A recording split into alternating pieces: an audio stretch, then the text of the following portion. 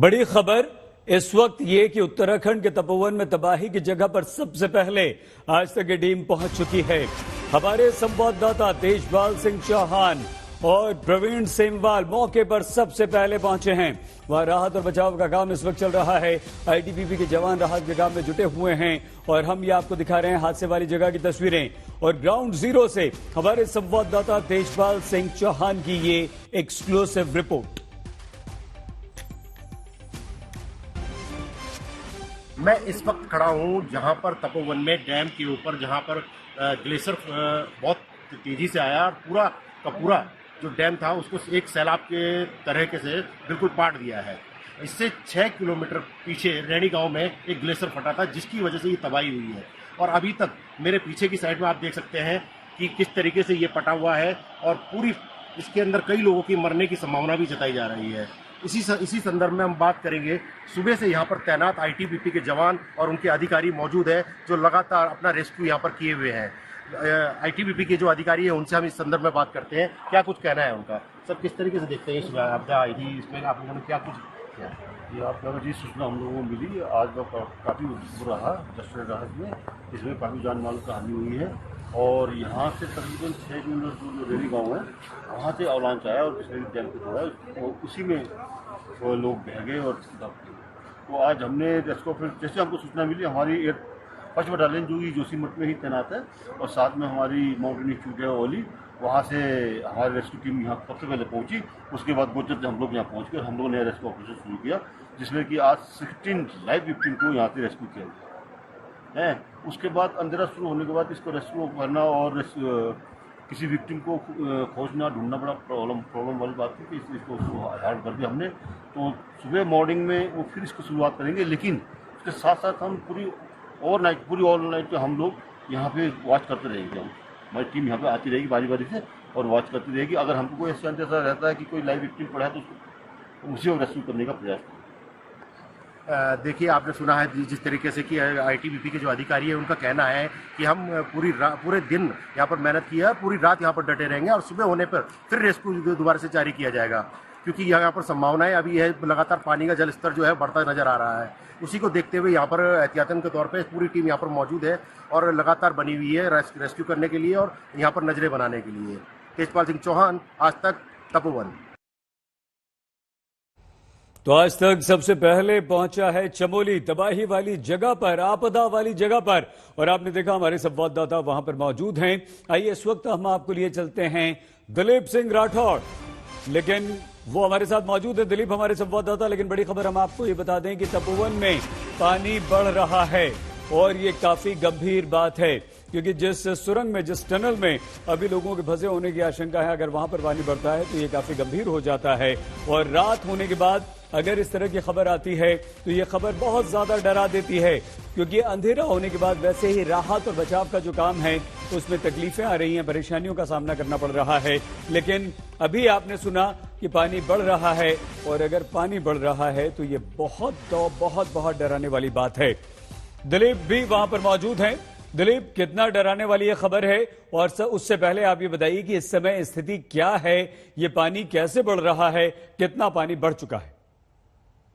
सही कंडीशन जो है अभी बहुत ज्यादा अच्छी नहीं कही जा सकती क्योंकि जिस तरीके से सुबह ग्लेशियर टूटा था और चमोली और जोशीमठ के आसपास के जो इलाकों में तबाही मचाई थी उसने, वो अभी दौर थमा नहीं है क्योंकि जिस ग्लेशियर के टूटने की वजह से झील बन गई थी एक, वो झील अब बस्ट होने शुरू हो गई है जिसकी वजह से तेजी से पानी बढ़ने लग गया है।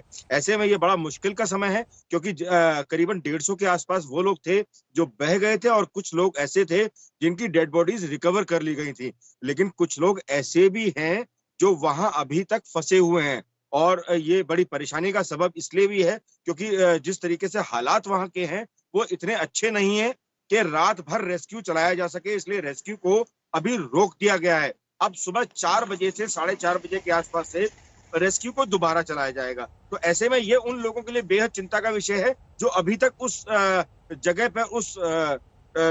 जगह पे फंसे हुए हैं जहां पर मौत उनका सीधे इंतजार कर रही है, उनका सीधे मौत से सामना है। ऐसे में एक बात और बहुत गौरतलब है कि इसके अलावा एक और डैम भी है जो क्षतिग्रस्त पूरी तरह से हो गया है। उसमें भी तकरीबन 176 लोगों के बहने की आशंका बताई गई थी, जिसकी खुद तस्दीक मुख्यमंत्री उत्तराखंड ने की है। तो ऐसे में ये उत्तराखंड के लिए एक बेहद बड़ी आपदा का विषय है, क्योंकि 2013 के बाद जिस तरीके से ये आपदा का जो दंश है उत्तराखंड झेल रहा है, वो बहुत मुश्किल पैदा कर रहा है उत्तराखंड के लोगों के लिए। ठंड बहुत ज्यादा है, ये बहुत ध्यान रखने वाली बात है। ग्लेशियर लगातार टूट टूट कर नीचे गिर रहे हैं, ये बेहद जरूरी है समझने के लिए। और जो क्षेत्र है, जिस क्षेत्र में ये हालात पैदा हुए हैं, वहां पर रेस्क्यू ऑपरेशन चलाने के लिए बेहद नीचे पहुंचने की जरूरत है, जो अभी इस समय संभव नहीं है। एक बेहद जरूरी बात यह है कि करीब 30 से 40 फीट ऊंचा मलबे का अंबार लग चुका है। तो ऐसे में बेहद मुश्किल है रेस्क्यू को सही तरीके से अंजाम देना। सही दिलीप, एक और बहुत डराने वाली गंभीर बात है, और वो बात यह है कि कई सारे गांवों पर खतरा है। क्या कोई जानकारी मिल पाई है? संपर्क टूटा है, क्या चल रहा है वहां पर? क्या वो ऐसे इलाके हैं जिनके बारे में अभी हमें जानकारी नहीं मिल पा रही है? प्रशासन ने कुछ कहा है, एनडीआरएफ की टीमों ने कुछ कहा है, आईटीबीपी के अधिकारियों ने कुछ कहा है, क्योंकि आपकी तमाम वरिष्ठ प्रशासनिक अधिकारियों से दिलीप लगातार बातचीत हो रही है। सहित लगभग 12 गांव ऐसे हैं जो इस त्रासदी को झेल रहे हैं, पूरी तरह से आमना सामना है जिनका। पूरी तरह से उनका संपर्क कट चुका है, क्योंकि जिस तरीके से तबाही आई थी उसने सारे रास्तों को भी ध्वस्त कर दिया है। तो 12 गांव में आबादी कितनी ज्यादा है ये बताना तो अभी बेहद मुश्किल है कि कितने लोग इससे हताहत हुए हैं। लेकिन एक बड़ी बात ये भी है कि इंडो चाइना का जो जोड़ने वाला जो पुल था वो टूट गया है। तो ऐसे में बीआरओ के लिए और बाकी संस्थानों के लिए भी ये एक मुसीबत का सबब है। इसकी वजह से जिस तरीके से ग्लेशियर टूटा और उससे पानी नीचे आया, उसके बाद फिर झील बनने का दौर जो शुरू हुआ, उससे निचले इलाकों में परेशानी शुरू हो गई है। गौरतलब है कि विष्णु गंगा घाट के आसपास इस पानी का उफान देखने को मिला। उसके बाद ये पानी अगर धीरे धीरे नीचे जाएगा तो तकरीबन 2 घंटे का समय लेगा कर्णप्रयाग तक पहुंचने में, और उसके बाद ये रुद्रप्रयाग, और रुद्रप्रयाग के बाद में श्रीनगर पहुंचेगा, और उसके बाद में फिर ये देवप्रयाग पहुंचेगा। लेकिन टिहरी झील पर जिस तरीके से ये टिहरी डीएम की तरफ से आदेश जारी किए गए हैं कि टिहरी डैम से पानी छोड़ा जाना शुरू कर देना चाहिए, वो चिंता का विषय जरूर है।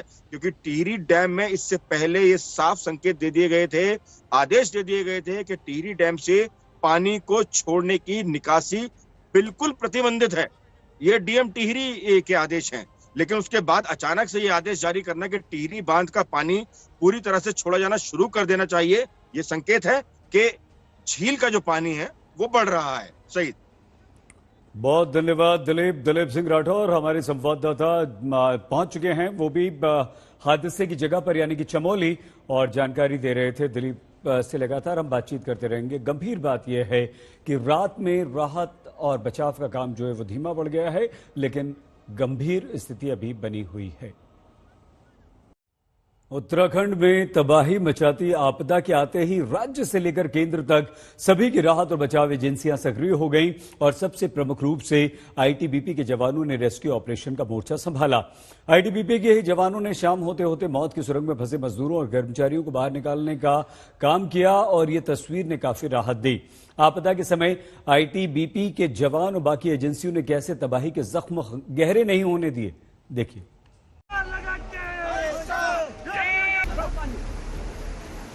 ये तस्वीरें चमोली में उस सुरंग की हैं जिसमें करीब 6 घंटे तक 16 मजदूर फंसे रहे। ये तस्वीर इस बात का सबूत है कि आईटीबीपी के जवानों ने कैसे उस सुरंग से जिंदगी की सुबह निकाली, जहां सैलाब सांस रोक देने के लिए आया था।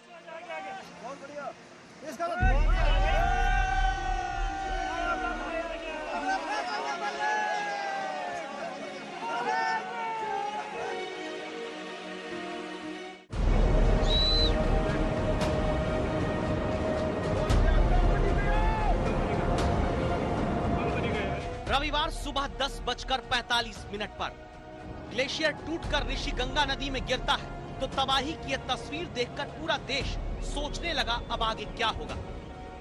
ये तस्वीरें देख रविवार की सुबह लोगों के मन में ख्याल आने लगा, कैसे बचाव का काम होगा, कैसे यहां तक राहत पहुंचेगी। मौत के इस काले उफान को पार करके कैसे जिंदगियां बचाने की जंग शुरू होगी। कुछ ही घंटे के भीतर कैसे राहत और रक्षा के लिए जवान उतरे, कैसे राहत की उड़ान भरी गई, कैसे आपदा प्रबंधन की दौड़ भाग शुरू हुई, यह हम आपको दिखाएंगे, क्योंकि चुनौती थी सबसे बड़ी उस टनल को खोलना जिसे ग्लेशियर टूटने के बाद वही मिट्टी और पत्थरों की गाद ने बंद कर दिया था। टनल क्या है? बंद है? टनल बंद है, खुला है?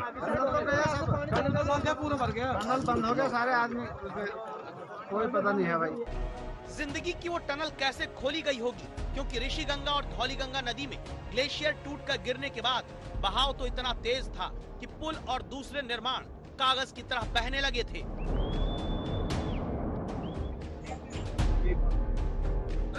कौन गया?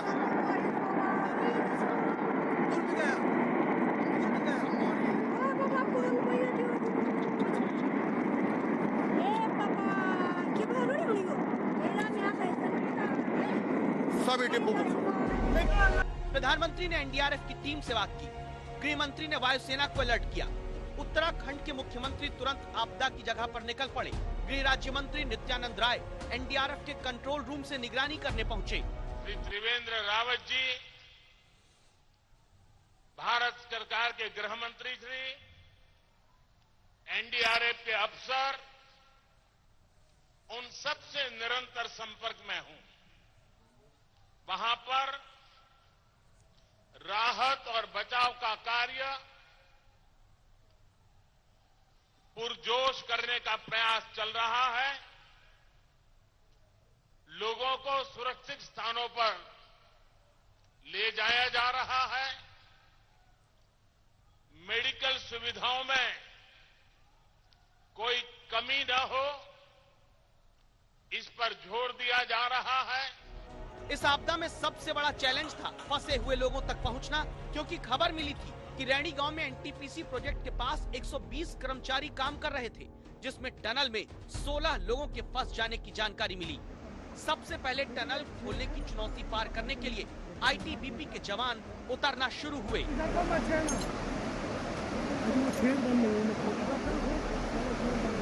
आईटीबीपी की रेस्क्यू टीम रस्सी से उतर रही है उस जगह पर जहां कुछ घंटे पहले ही मौत का सैलाब बहा। आईटीबीपी के 250 जवान बचाव करने के लिए उतरे हैं, क्योंकि देखिए इन तस्वीरों को। ये एनटीपीसी प्रोजेक्ट की वो टनल है जिसमें 16 कर्मचारी फंसे थे। टनल के भीतर पूरा मलबा भरा हुआ है जो नदी के साथ बहकर आया। इसी सुरंग से कैसे बाहर निकाला गया मजदूरों को, इस वीडियो को अब दोबारा देखिए।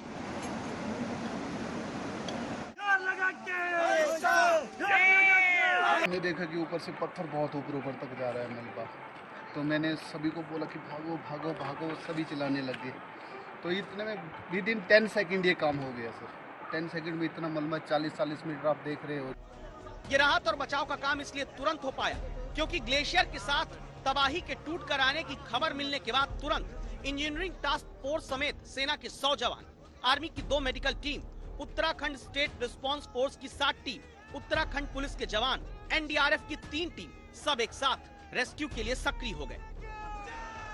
हमारी सेना के लोग वहां पर पहुंच गए हैं। एनडीआरएफ की टीम एक दिल्ली से यहां पहुंची है। वो जौली ग्रांट से उनको बसों से वहां के लिए भेज दिया गया है। कुछ लोग एनडीआरएफ के कल और वहां पर आएंगे। मेडिकल फैसिलिटीज की दृष्टि से वहां पर आर्मी के, पैरामिलिट्री फोर्सेज की और हमारे जो स्टेट के डॉक्टर की सीएमओ स्वयं वहां पर कैंप किए हुए हैं। जिलाधिकारी वहां पर कैंप किए हुए हैं। एसपी वहां पर कैंप किए हुए हैं। एनडीआरएफ की टीम हिंडन एयरबेस से आगे बढ़ी थी, तो इस बीच उत्तराखंड के नीचे के इलाके में एसडीआरएफ की टीम ने लोगों को अलर्ट करना शुरू कर दिया था। सभी लोग सुने, घाट से सभी लोग हट जाएं और खुद को घाट से 100 मीटर की दूरी पर सुरक्षित स्थान पर पहुंचे। ऐसी आपदा आपकी सेवा में तत्पर है। अलर्ट करना इसलिए जरूरी हुआ क्योंकि आशंका थी कि ऊपर से आता तेज बहाव कहीं किनारे पर रहने वाले लोगों के आशियाने और जिंदगी न बहा ले जाए। इस पूरी आपदा के बीच राहत की सबसे बड़ी खबर ये अब तक रही कि आगे अलकनंदा नदी में पानी का स्तर तो बढ़ा, लेकिन नदी का क्षेत्र चौड़ा होने से जो उफान ऊपर उत्तराखंड में देखा गया वो नीचे आकर सामान्य हो गया, जिसके कारण आगे बाढ़ और नई तबाही की आशंका जन्म नहीं ले पाई। दिलीप सिंह राठौड़ और मंजीत नेगी के साथ कमल नयन सिलोड़ी, चमोली आज तक। उत्तराखंड पूरे 7.5 साल इतनी बड़ी प्राकृतिक आपदा को झेल रहा है। चमोली ग्लेशियर हादसे के समय प्रधानमंत्री पश्चिम बंगाल तो गृह मंत्री महाराष्ट्र में थे, लेकिन दोनों ने वहीं से हर संभव मदद का विश्वास दिलाया। प्रधानमंत्री ने कहा, उत्तराखंड के साथ पूरा भारत खड़ा है। देवभूमि उत्तराखंड की इन तस्वीरों ने साल 2013 की बुरी यादों को एक बार फिर ताजा कर दिया।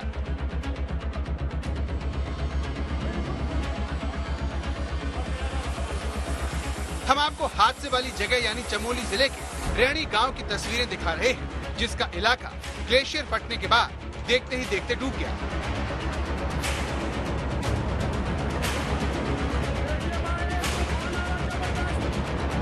रविवार को प्रधानमंत्री नरेंद्र मोदी पश्चिम बंगाल के दौरे पर थे। ये संयोग ही है कि गंगा उत्तराखंड से निकलकर पश्चिम बंगाल के हल्दिया होते हुए बंगाल की खाड़ी में गिर जाती है। हल्दिया में प्रधानमंत्री ने अपने भाषण की शुरुआत उत्तराखंड की प्राकृतिक आपदा से की और राज्य की जनता को भरोसा दिलाया कि वो लगातार हालात पर नजर बनाए हुए हैं। उत्तराखंड में ऐसे परिवार मुश्किल से मिलते हैं जिनका कोई न कोई सदस्य फौज में न हो, यानी वहां के लोगों का हौसला किसी भी आपदा को मात दे सकता है। उत्तराखंड के साहसी लोग के लिए मैं प्रार्थना कर रहा हूं, बंगाल प्रार्थना कर रहा है, देश प्रार्थना कर रहा है। प्रधानमंत्री नरेंद्र मोदी बीते 16 दिनों में दूसरी बार पश्चिम बंगाल के दौरे पर थे। हल्दिया में उन्होंने अपने भाषण की शुरुआत सबसे पहले उत्तराखंड में जो प्राकृतिक आपदा आई है उससे की। वहां के लोगों को एक बड़ा भरोसा देने की भी कोशिश प्रधानमंत्री की ओर से की गई, लेकिन ममता बनर्जी और उनकी सरकार पर चुन चुन कर उन्होंने हमला किया। कहा परिवर्तन की बात करके 2011 में आकर अपनी सरकार उन्होंने बना ली, लेकिन उसके बाद भ्रष्टाचार और टोलेबाजी में ये सरकार लिप्त हो गई। इससे पहले प्रधानमंत्री ने ट्वीट कर लगातार सरकार और एजेंसियों के संपर्क में होने की बात कही थी। प्रधानमंत्री की तरह गृह मंत्री दिल्ली में नहीं थे, वो महाराष्ट्र के सिंधुदुर्ग में थे, जहां से उन्होंने उत्तराखंड को हर संभव मदद का भरोसा दिलाया। एनडीआरएफ की 3 टीमें वहां पहुंच गई है। बाकी की टीमें दिल्ली से फ्लाई कर उत्तराखंड की ओर जाने के लिए तैयार हैं। कुछ ही समय में वो पहुंचेंगे।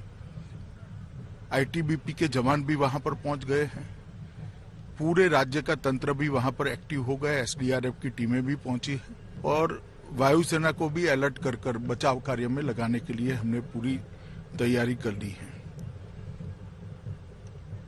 मैं उत्तराखंड की सभी निवासियों को आश्वस्त करना चाहता हूं कि नरेंद्र मोदी सरकार इस संकट की घड़ी में उत्तराखंड में इससे पहले साल 2013 में इस तरह की तबाही आई थी, जिसमें हजारों लोग मारे गए थे। इस बार अच्छी बात यह रही कि ग्लेशियर सुबह के वक्त फटा, जिससे प्रशासन तुरंत अलर्ट हो गया। राज्य के मुख्यमंत्री त्रिवेंद्र सिंह रावत मौके पर पहुंच गए।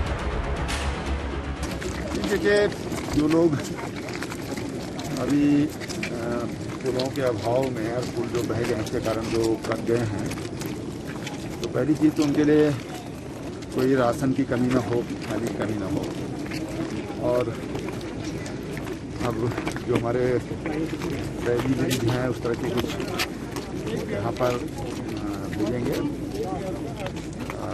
जल्दी से जल्दी कोशिश होगी कि जो लोग अभी एक तरह से फंस गए हैं तो उनको मदद पहुंचाई जाए। ऋषिगंगा में ग्लेशियर फटने से सिर्फ एनटीपीसी और ऋषिगंगा का प्रोजेक्ट बुरी तरह प्रभावित हुआ। राज्य सरकार का कहना है कि रविवार होने से इनमें काम करने वाले कई कर्मचारी छुट्टी पर थे, इसलिए जानमाल का कम नुकसान हुआ।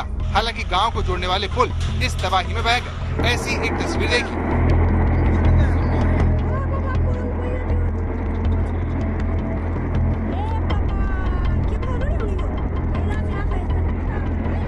पुल टूटने के बाद कई इलाके पूरी तरह से कट गए, जहां पर खाने पीने की जरूरी सामान की दिक्कत हो सकती है, जिसे देखते हुए कांग्रेस के पूर्व अध्यक्ष राहुल गांधी ने अपने कार्यकर्ताओं से मदद की अपील की है। चमोली में ग्लेशियर फटने से बाढ़ त्रासदी बेहद दुखद है। मेरी संवेदनाएं उत्तराखंड की जनता के साथ है। राज्य सरकार सभी पीड़ितों को तुरंत सहायता दे। कांग्रेस साथी भी राहत कार्य में हाथ बटाएं। लेकिन केदारनाथ के बाद उत्तराखंड में ऐसी तबाही दोबारा क्यों आई? इस सवाल का जवाब ढूंढे बगैर भविष्य में इस तरह की आपदा को रोकना मुश्किल होगा। आज तक ब्यूरो।